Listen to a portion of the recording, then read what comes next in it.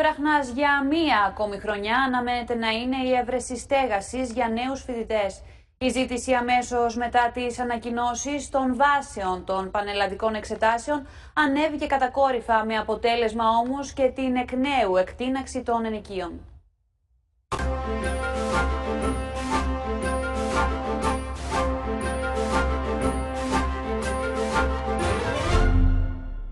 Πονοκέφαλο για γονείς και νέους φοιτητές αποτελεί έβρεση στέγης. Την ίδια στιγμή η βραχυχρόνια μίσθωση φαίνεται πως συγκρατεί τις τιμές σε υψηλά επίπεδα, ενώ το αυξημένο κόστος φοιτητικής στέγης εξανεμίζει το εισόδημα των οικοκυριών. Τιματομεσίτες τονίζουν πως μετά και την ανακοίνωση των βάσεων εισαγωγής στα πανεπιστήμια, η ζήτηση έχει ανέβει κατακόρυφα. Βάλουμε τον 1,5 χρόνο, όχι τον 1,5 χρόνο με 2, περίπου τα ακίνητα έχουν πάρει ένα 60% αύξηση. Και στις ενοικιάσεις και έχει παρατηρήσει το Μυστικό Γραφείο ότι η αύξηση αυτή των ενοικιάσεων έδωσε και μία άνοδο στις πωλήσεις των κατοικιών, που και αυτές έχουν ανέβει αρκετά, γύρω στο 60% υπολογίζω.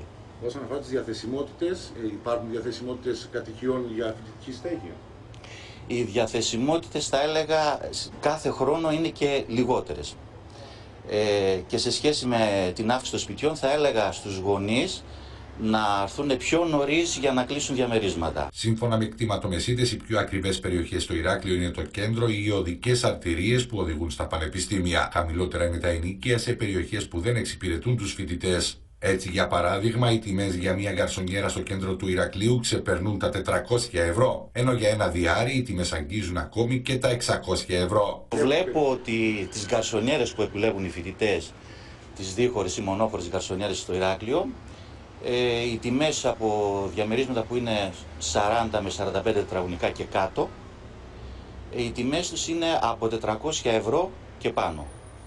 Συνήθως στο κέντρο, που στο Ηράκλειο Κρήτης έχει αυξημένη ζήτηση και οι φοιτητές προτιμούν πρώτα τα σπίτια που είναι στο κέντρο και μετά τις άλλες περιοχές, αυτή τη στιγμή δεν υπάρχουν διαμερίσματα δίχωρα επιπλωμένα που να είναι κάτω από 500 ευρώ. Την αυξητική αυτή τάση ακολουθούν και άλλες κεντρικές πόλεις της Κρήτης. Μάλιστα, δεν λείπουν και οι φοιτητές εκείνοι οι οποίοι αναζητούν διαμερίσματα τα οποία προορίζονται για συγκατοίκηση. Περίπου το 70 με 75% θα έλεγα εγώ τα σπίτια είναι διαθέσιμα για μόνιμη κατοικία.